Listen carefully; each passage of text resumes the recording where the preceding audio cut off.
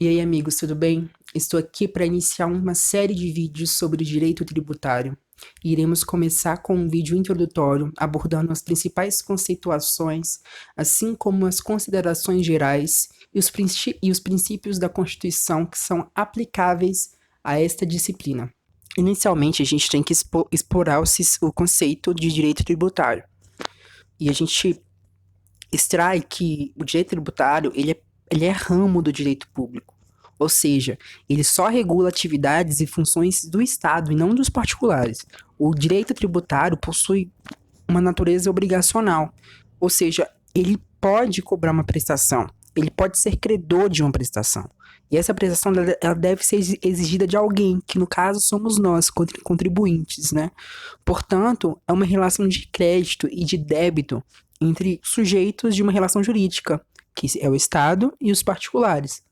Só que às vezes, quando a gente paga um tributo e cumpre essa obrigação de pagar, pode ser que o Estado nos dê algo em troca. A exemplo do que ocorre com a taxa de lixo, né? A gente paga e a gente recebe uma contraprestação, que é a retirada do nosso lixo. Só que normalmente pode ser que a gente tenha que só pagar sem receber essa contraprestação. Ou seja, a gente estará sendo mais sujeito de deveres do que de direitos. E quando recebemos algo em troca, pode ser que não seja diretamente, e sim indiretamente, através de serviços de saúde, de educação, de lazer, de saneamento básico, que é quando o governo ele arrecada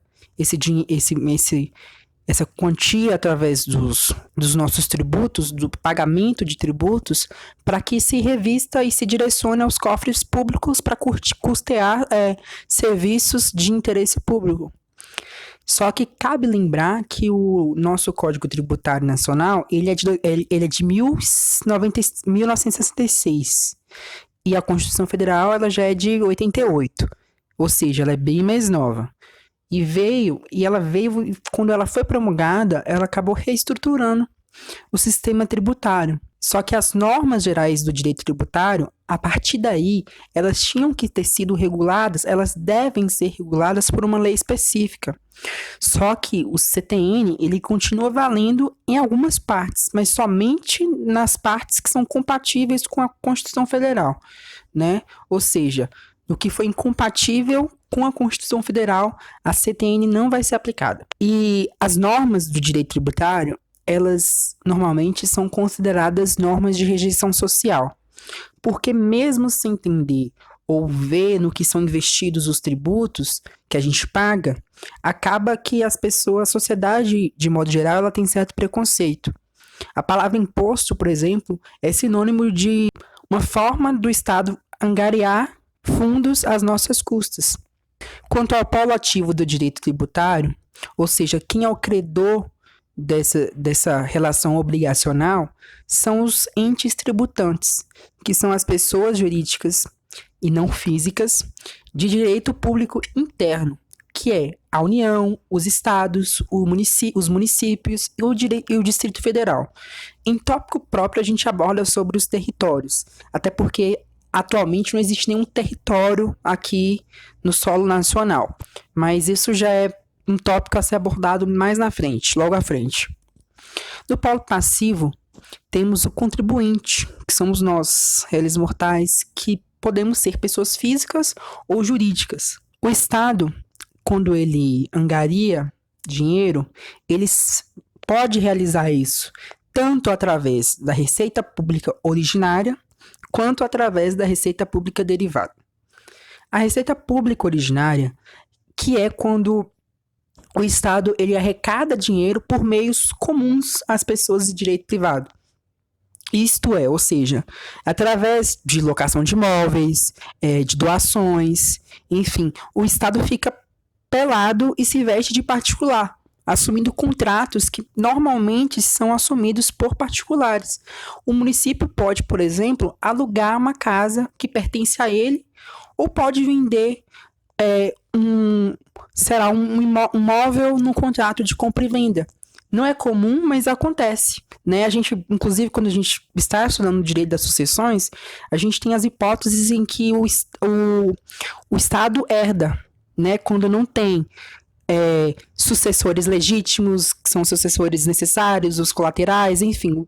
Tem a possibilidade de o município, por exemplo, acabar herdando o imóvel. Ele pode fazer o aluguel desse imóvel, pode vendê-lo, enfim. E temos também a receita pública derivada, que é aquela que é própria do Estado, né? Que é quando ele consegue dinheiro, ele consegue arrecadar fundos a partir de meios que só a ele competem, ou seja, que são só típicos dele, só ele faz.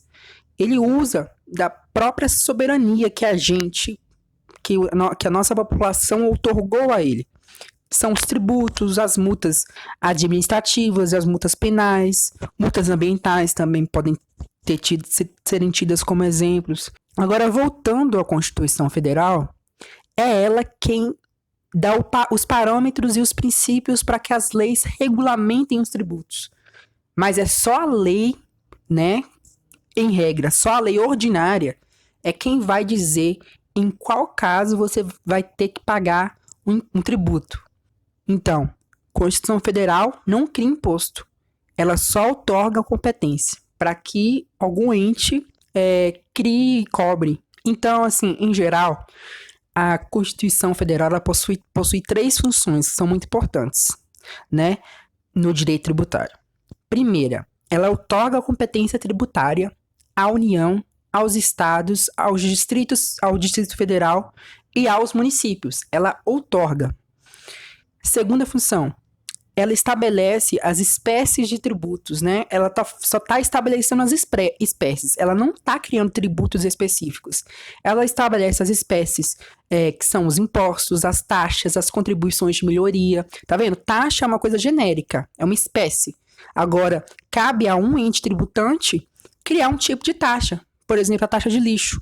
É um tipo específico, não é uma espécie genérica. E a terceira função é limitar o poder de tributar. E essas limitações, elas vêm revestidas no texto constitucional com princípios, né? Que são os princípios que devem ser obrigatoriamente cumpridos, observados na hora de criar ou de aumentar os tributos. O primeiro princípio que a gente vai estudar é o princípio da legalidade, né? Que a gente sempre vê esse princípio na frente de tudo, em qualquer ramo do direito. E esse princípio aqui, aplicado ao direito tributário, ele vem dizer que os entes tributantes, eles só vão poder criar ou aumentar um tributo por meio de lei. A regra é que seja lei ordinária, né? Que seja uma lei ordinária e que seja instituída pelo Poder Legislativo, né? Isso é o normal, isso é o que se espera. Só que nessa legalidade aí, ela possui uma exceção, pois existem 4 impostos federais, ou seja, 4 impostos que são instituídos pela União, que podem ser aumentadas ou por ato do Poder Executivo, seja por decreto presidencial ou mesmo quando o ministro da Fazenda ele faz uma portaria. E quais são essas 4 exceções? É o imposto de importação, que é aquele imposto que a gente paga para importar um produto de um outro país. O imposto de exportação, que é o que a gente paga aqui em solo nacional para poder exportar um produto de origem nacional. O IPI e o IOF. Essas 4 primeiras exceções que eu acabei de trazer são quanto ao que tipo de ato pode criar um tributo. A regra é que seja por ato do Poder Legislativo. Essas 4 exceções dizem que será por ato do Poder Executivo. Só que existem exceções também quanto ao tipo de lei que vai criar um tributo. A regra é que seja por lei ordinária. Mas conforme está aí na tela, eu coloquei situações em que os tributos eles serão constituídos por lei complementar. E mesmo assim estarão obedecendo ao princípio da legalidade, porque é uma previsão que está na própria Constituição Federal. Quais serão os impostos? Os impostos sobre grandes fortunas, os empréstimos compulsórios, os impostos residuais e as contribuições sociais previdenciárias, novas ou residuais. Toda lei, em regra, toda lei ordinária, existem as exceções, que são as leis complementares. Então, toda lei que visar criar tributos sempre tem que observar alguns critérios. que são essenciais e que, se não forem observados, vai acabar tendo uma inconstitucionalidade, uma violação ao princípio da legalidade.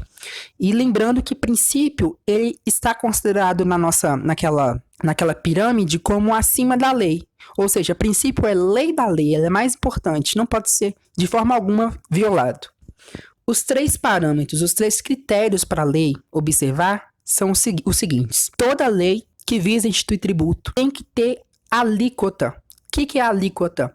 É o valor ou percentual que vai ser usado para o tributo. E tem que ter também a base de cálculo. Vou dar um exemplo. Se a lei que cria diz que a base de cálculo de um imposto, de um certo imposto, é R$1.000, e diz que a alíquota, que é o percentual, é de 18%, 18% de R$1.000 é quanto? É R$180, que vai ser o valor do imposto. O próximo critério, é o sujeito passivo, que é quem vai ser o contribuinte, quem estará no solo passivo para ter que pagar o tributo. O terceiro é o fato gerador. O que é um fato gerador? A gente tem como exemplo, um exemplo clássico, que é o carro, né? Se você tem um carro, você tem que pagar IPVA. E é o fato de ter o carro que gera o dever de pagar o tributo. Também temos a multa. Tem que ser estipulada a multa pelo descumprimento. Lembrando que, se tratando de prazo para pagamento de tributo, não é um critério obrigatório. A lei não precisa estar falando sobre o prazo para pagamento de tributo. Até porque o Supremo Tribunal Federal ele já entendeu anteriormente que o prazo para pagamento ele pode ser estipulado por meio de portaria. Não precisa vir necessariamente da lei. O próximo princípio é o princípio da isonomia. É um princípio que ele proíbe, ele veda que os contribuintes eles sejam tratados de forma desigual. Na prática, a gente sabe que não é bem assim, né? Mas, enfim. Princípio da capacidade contributiva. É um princípio que diz que os impostos, eles sempre devem ser feitos, devem ser sempre criados conforme a capacidade econômica de cada um.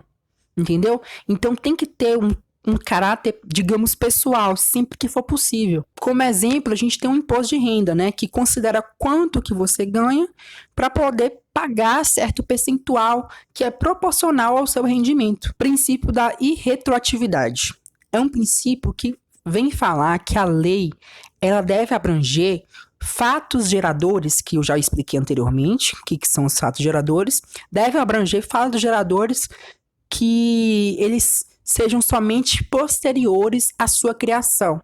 Ou seja, a lei possui efeitos ex tunc, só alcança o que vem da edição da lei para frente. Só que existem 2 exceções em que a lei ela pode retroagir. A primeira é quando se tratar de lei interpretativa, né, que é aquela lei que ela só se limita a explicar alguma norma jurídica. E a segunda hipótese é se for uma lei mais benéfica, né? Que é aquela. A gente vê muito a situação mais benéfica no direito penal. Só que, inclusive, essa lei mais benéfica aqui, ela tem que ser uma lei no âmbito do direito tributário penal. Pouca gente conhece, mas existe um sistema tributário penal. Então, quando se tratar de uma lei mais benéfica no direito tributário penal, pode retroagir. Só que desde que o ato não esteja definitivamente julgado. Princípio da anterioridade. É um princípio que ele também é chamado de eficácia deferida, porque ele é mais como uma garantia, sabe? Para que nós, contribuintes, a gente não seja pego de surpresa para pagar um tributo do nada, entendeu? Então, tem uma eficácia diferida. Só vem a valer depois. A gente tem que se preparar, né? Esse princípio, ele acaba fazendo com que haja 2 consequências diretas.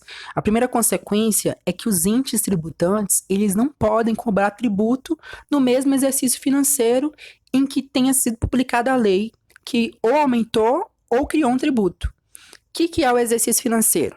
O exercício financeiro é a mesma coisa de falar em ano fiscal. E aqui é a mesma coisa de falar aqui ano civil. Ou seja, 365 dias. Exemplo dessa consequência. Se criei um tributo hoje, no mês de março, ele só pode entrar em vigor ano que vem. Ele só pode ser exigido ano que vem. Segunda consequência. diz que o tributo ele só pode ser exigido depois de decorridos 90 dias da publicação. Ou seja, se o tributo for publicado em dezembro, ele deveria esperar um ano, mas só falta um mês para acabar o ano. Então nem vai ter como me preparar direito. Aí vem essa consequência e diz que tem que se esperar 90 dias. Ou seja, nesse caso, eu vou só vou poder cobrar em março, porque conta janeiro, fevereiro, março de dezembro. Princípio da proibição do confisco. Ele vem diretamente do princípio da capacidade contributiva, né? Eles são dois princípios interligados, na verdade. E esse princípio da proibição do confisco, ele proíbe a criação de tributos que confisquem a propriedade privada, né? Sem a proporcional indenização. Ou seja, para confiscar uma propriedade privada de alguém, como se fosse uma expropriação, que é uma coisa que a gente vê lá no direito administrativo, para expropriar tem que indenizar. Então tem essa natureza indenizatória. Só que existem duas exceções. Primeira, se tratar de pena de perdimento de bens, e a segunda é a expropriação de glebas destinadas à cultura de plantas psicotrópicas e trabalho escravo. Ou seja, se eu tenho um terreno que ele é destinado ao plantio e ao cultivo de maconha, por exemplo, o confisco ele pode se dar sem que eu tenha proporcional indenização. E o último princípio é o princípio da liberdade de tráfego, que é um princípio que eu vejo como um princípio da falsidade, porque ele diz que transitar de estado para estado, de município para município, não pode fazer com que a gente pague um tributo só para transitar entre o estado, entre o município para município. Seja o tributo de natureza federal, de natureza estadual, de natureza municipal. É um princípio idiota porque todo mundo sabe que existem atenuantes dele, né? Que às vezes revoltam as pessoas, revoltam a sociedade. E essas atenuações é os pedágios, por exemplo, né? Que são cobrados. E o ICMS também, que é exigido pelas autoridades fiscais nos postos de fiscalização das rodovias.